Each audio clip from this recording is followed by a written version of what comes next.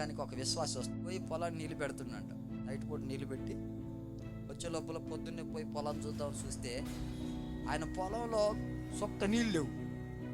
ఆ పొలం వెనకాల ఉన్నాడు ఆ పొలానికి ఒక రంధ్రం చేసి మొత్తం నీళ్ళని లాగేసుకున్నాడు. ఒకసారి చూసి అయ్యగారు చెప్పినట్టు, అయ్యా ఏం కదలే, తగ్గించుకో, దేవుడు చూసుకుంటాడులే. ఏం సిచ్యువేషన్. మళ్ళీ వాడు వస్తాడు, రంధ్రం చేస్తాడు, నీళ్ళని పెట్టుకుంటాడు. మళ్ళీ పాస్టర్ గారు చెప్పినాడు, పాస్టర్ గారు అన్నాడు, తగ్గించుకోవయ్యా, ఏం కదలే, పెట్టుకోపో. మళ్ళీ ఒకసారి అన్నాడు. రెండోసారి అట్నే అయింది, మూడోసారి అట్నే అయింది, నాలుగోసారి అట్నే అయింది. అయ్యా నాకు ఒకటి అర్థం కావట్లే, వీడికి వచ్చిన తగ్గించుకో అంటావు, ఆడికి పోతేనే వాడు తగ్గట్లేదు.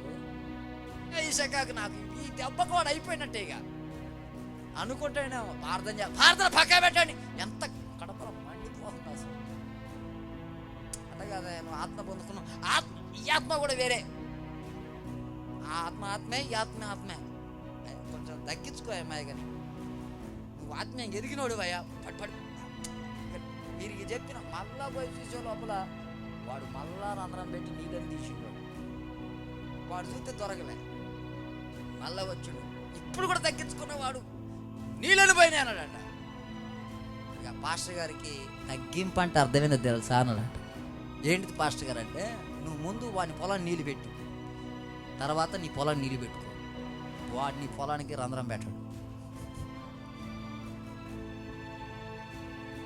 వాడికి ఏం కావాలి అది ఇచ్చాయి, అయిపోద్ది, క్లియర్ అయిపోద్ది. ఇక పోయినాడు పరిగెత్తుకుంటా, ముందు వాడి పొలాన్ని నీళ్ళు పెట్టిండట, నేను పొలాన్ని పెట్టుకున్నాట. ప్రశాంతంగా నిద్రపోయినట్ట. పోయి పొద్దున్నే చూస్తే 2 పొలాలు నీళ్ళు ఉన్నాయి.